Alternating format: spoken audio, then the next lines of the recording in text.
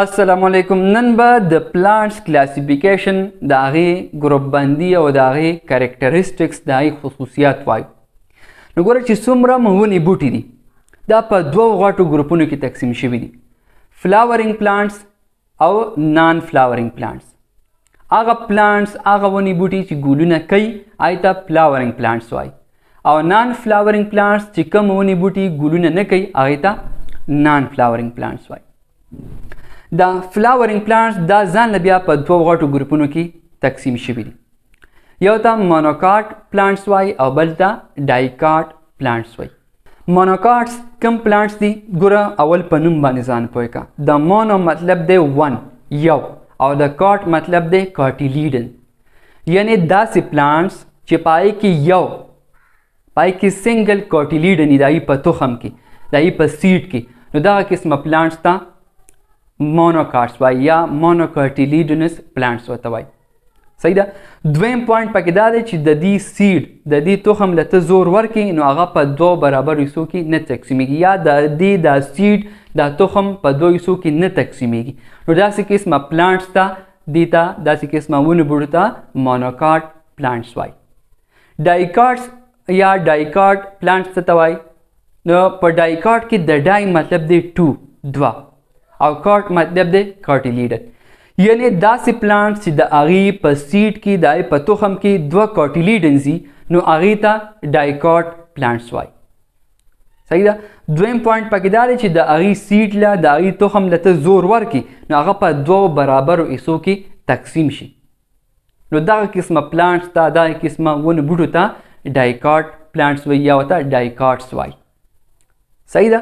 اوس کاټیلیډنز څه شی دی؟ په دې باندې ځان پوه کړه. نو ګوره چې کوم د ډایګرام کې ته ګورې د لوبیا دا سیډ، د لوبیا دا تخم، د دې دا پوستکی، د دې دا پړچ، دې ته سیډ کوټ وایي، سیډ کوټ. د دې لوبیا د تخم نه چې زور ورکړي نو دا په دوو برابرو حصو کې تقسیم شي، یعنی دې کې دوه کاټیلیډنز دي، یعنی دا د لوبیا پلانټ دا ډایکاټ دی، ډایکاټ پلانټ دی. صحیح ده. نو د لوبیا دا تخم د دې سیډ کوټ نه علاوه دا دننه ټوله حصه چې کوم ده دې ته ایمبریو وایي. ګوره موږ ورته لیکلي هم کړي دي ایمبریو.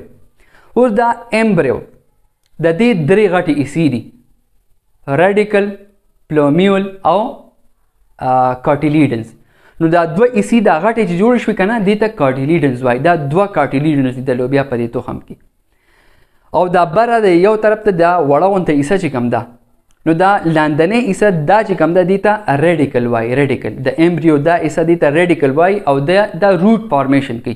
چې کله موږ د لوبیا دا تخم وکرو نو د دې ریډیکل نه د دې نه بیا جرړې پیدا کېږي، روټس دې پیدا کېږي په ځمکه کې. صحیح ده. او دا بره حصه چې کوم ده دې ته پلومیول وایي. پلومیول، دا پلومیول چې کله موږ تخم وکرو په دې تخم کې دا پلومیول د دې نه بیا شوټس، د دې نه پاڼې، تنه هغه تیغ هغه ترې نه راوځي، دا ترې نه پیدا کېږي. صحیح ده. نو د ایمبریو په سیډ کې یو خاص حصه راغی ته ایمبریو وایي. د ایمبریو درې غټې حصې دي، ریډیکل، پلومیول او کاټیلیډنز. اوس پوه شو چې کاټیلیډنز کوم ځای کې موجود دي. او د دې کاټیلیډن کار دا دی چې دا د تخم ته خوراک پرووایډ کوي، خوراک وله ورکوي. چې کله موږ په ځمکه کې تخم وکرو نو دا چې کوم د ریډیکل نه جرړې پیدا کېږي او د پلومیول نه هغه تیغ راوځي او بیا پاڼې او تنه هغه کوي که نه، نو دې ته دا خوراک دا د دې کاټیلیډنز نه میلاویږي. یعنی په دې کې خوراک سټور شوی دی، هغه د تخم کې د تخم په زرغونېدو کې د هغې نه جرړې او د هغې نه هغه تیغ راوتل په هغې کې مدد ورکوي، هغې ته د خوراک د وجې دغه خوراک هغې ته مهیا کېږي او د هغې د وجې د تخم زرغونېږي. ټیک ده. نو امید ده چې په مونوکاټس، په ډایکاټس، مونوکاټیلیډنز یا مطلب سنګل کاټیلیډن او ډایکاټ دوه کاټیلیډنز دې والا پلانټس باندې وپوه شوي. لکه ګوره دا لاندې بل چې کوم ډایګرام دی د جوارو تخم د جوارو سیډي په دې کې سنګل کاټیلیډن، په دې کې یو کاټیلیډن د جوارو دا تخم دا یو مونوکاټ پلانټ دی. بیا د مونوکاټس او د ډایکاټس خصوصیات دي. اوس په مونوکاټس کې او ډایکاټس کې دې کې مونږ فرق څنګه کوو؟ ته به څنګه پیژنې چې دا پلانټ مونوکاټ دی که ډایکاټ دی. نو د دې څه خصوصیات دي، د هغه خصوصیاتو نه به تا ته پته لګي چې دا پلانټ دا مونوکاټ پلانټ دی که ډایکاټ پلانټ دی. نو ګوره لومبني خصوصیت دوه مونږ ویلي، یو دا چې په مونوکاټ کې چې کوم سیډ وي پای کې یو کاټیلیډن او ډایکاټ کې دوه کاټیلیډن سي. یو پوینټ پکې دا شو.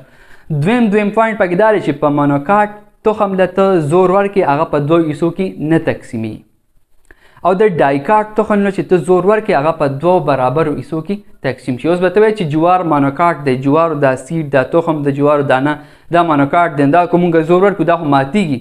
د ماتېدو دا مطلب نه دی چې هغه په برابر حصو کې تقسیم شي.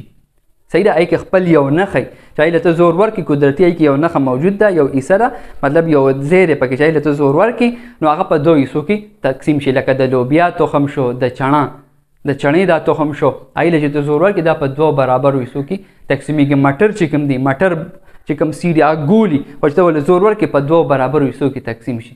صحیح ده. نو د دې دا تخم په دوه حصو کې تقسیمیږي، د ډایکاټ او د مونوکاټ نه تقسیمیږي. دویم پوینټ پکې دا شو. دریم خصوصیت پکې دی په مونوکاټ کې فایبرس روټس، یعنی چې کوم مونوکاټ پلانټس دي د دې چې کوم جرړه ده هغې ته فایبرس روټس وایي. یعنې د دې دا جرړې داسې تارونه غوندې دي او په ځمکه کې خورې شوي دي. ډایګرام ته وګوره، د دې دا روټس د دې دا جرړې داسې تارونه غوندې دي او په ځمکه کې خورې شوي دي. نو داسې قسمه روټس ته فایبرس روټس وایي. نو په مونوکاټ کې فایبرس روټس دي، فایبرس جرړې. په ډایکاټ کې چې کوم دی دغه روټس دغه جرړې هغې ته ټیپ روټ وایي. ټیپ روټ دې ته وایي چې هغې کې یو بنیادي یو مین جرړه هغه دننه په ځمکه کې تلي او د هغې نه بیا نور شاخونه وتي او په ځمکه کې خواره شوي. د ډایګرام ته وګوره، یو غټه جرړه په ځمکه کې داسې دننه تللې او د هغې نه بیا نور برانچونه د هغې نه شاخونه هغه جدا شوي دي. دې ته ټیپ روټ وایي. نه په ډایکاټ کې ټیپ روټس وي. څلورم نمبر پوینټ دی په مونوکاټ کې هغه پیرلل وینز دي، یعنی په دې پاڼه کې دا رګونه چې کومي په مونوکاټس کې هغه داسې پیرلل یو بل ته مخامخ سیده نو دې ته پیرلل وینز وایي، پیرلل رګونه ورته وایي. او دغه رګونه په ډایکاټس کې هغه نیټ لایقي د جال په شکل کې ګډ وډ داسې خواره شوي او د یو جال شکل یې اختیار کړي. نو په ډایکاټ کې د پاڼې نه به تا ته پته لګي که چېرې هغه رګونه داسې ګډ وډ و، داسې جال غونته شکل اختیار کړی نو دغه ډایکاټ پلانټ دی. او که مخامخ و سیده و پیرلل و نو بیا دغه مونوکاټ پلانټ و. پنځم پوینټ پکې دی کلیر نوډس، کلیر انټرنوډس. په مونوکاټ پلانټس کې چې کوم انټرنوډس دي هغه واضح وي. اول انټرنوډ وپېژنه.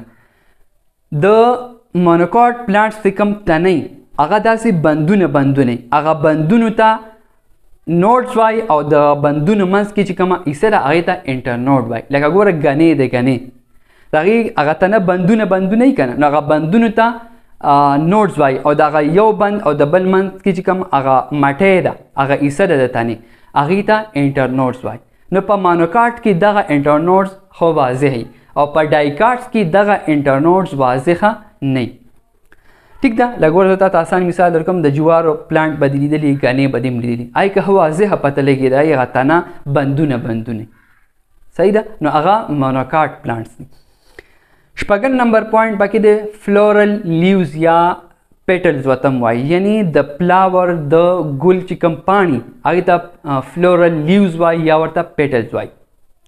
نو په مونوکاټ کې دغه فلورل لیوز یا به 3 یا به 3x یعنی یا به 3 او یا به د 3 ملټیپلی یعنی 3 ټایمز به لکه 3 کې 2 مطلب 2 سره ضرب کا 2 سره ولا ضرب ورکه نو 3 دونه چی نو یعنی یا به 3 په ګل کې پانی د مونوکاټ د پلانټ یا به شپږي که په 3 کې ضرب ورکې نو 3 3 9 یا به 9 که په 4 کې ضرب ورکې 3 4 12 یا به 12 داسې ورپسې ځه نو یا به د دې په ګل کې به یا 3 پانی یا د 3 ملټیپل وي یعنی په 2 3 4 2 3 4 5 6 دې کې ول ضرب ورکوه د هغې نه چې کوم جواب راشي هغه عمره پانی به یې پکې په ډایکاټ کې دغه فلورل لیوز یا به څلوري یا به د څلور ملټیپل یعنی یا به 4 یا به 4x یعنی څلور 8 12 14 په داسې ترتیب کې یا به 5 یا به د 5 ملټیپلی یعنی 15 لس 15